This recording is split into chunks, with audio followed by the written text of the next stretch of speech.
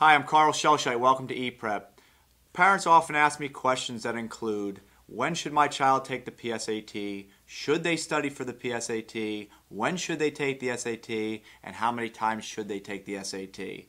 And the answer to all of those questions in general involves the SAT cycle. And the way the SAT cycle works is like this. Typically, your child's school will sign your child up for the PSAT in the fall of their junior year. Okay, so the school is either going to sign your child up or invite your child to sign up for that test in the fall of junior year. Now, should you prepare? Should you have your child prepare for the PSAT? It all depends. Some people go in, they use the PSAT as a baseline to then decide how much work they need to do for the SAT, or some parents go pretty hard, they push their child to prepare for the PSAT knowing that their child can prepare for a national merit scholarship based on a PSAT score. And so there is some incentive to study for it and do as well as you can, but on the other hand, you can just go in and use it as a baseline and just figure out where your child is, all right? So typically, again, your school or your child's school will sign him or her up for it or invite him or her to sign up for that test, all right? Now, after the PSAT, they take it usually in October of junior year. The results don't come back until December, okay? So there's a long wait to get the results back. Now, when you get the results back, sometimes parents panic. They're like, oh my gosh, my kid didn't do that well. We need to do something about this. That's the time to start preparing for the SAT. If your child did well, don't worry about it. Tell them, great job. Keep doing what you're doing in school. You're going to take the SAT in the spring. And typically the way it works is the school, again, will sign your child up for the first SAT of junior year, and that's the one that happens in March typically.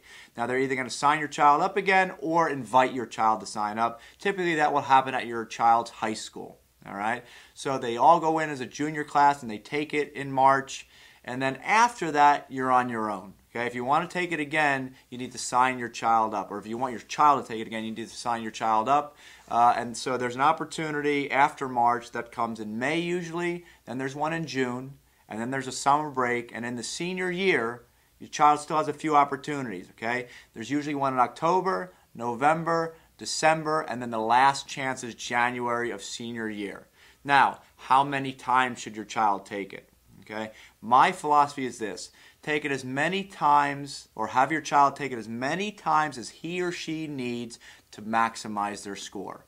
Whatever that may be. For some kids it's going to be, somewhere around 1,800. For others around 1,500. And for others it's a perfect score, 2,400. So get a sense for what your child's abilities are and push them to maximize their score. And really don't give up until you're satisfied with the score they've gotten, that they've maximized their score. Once they've done that, let them go. They're going to have a lot of work to do on their applications and stuff.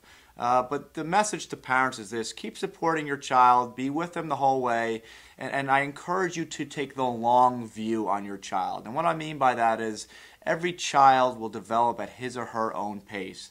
And some kids just aren't ready for standardized tests under time conditions with a lot of pressure when they're in high school. They'll do much better on tests like that as they get older and they're more mature. And so stick with your child. They're capable of amazing things. They just may not be able to do it when society wants them to do it. So hang in there, keep encouraging them. But that's the SAT cycle. Hopefully that bit of information will help you make good decisions for your child.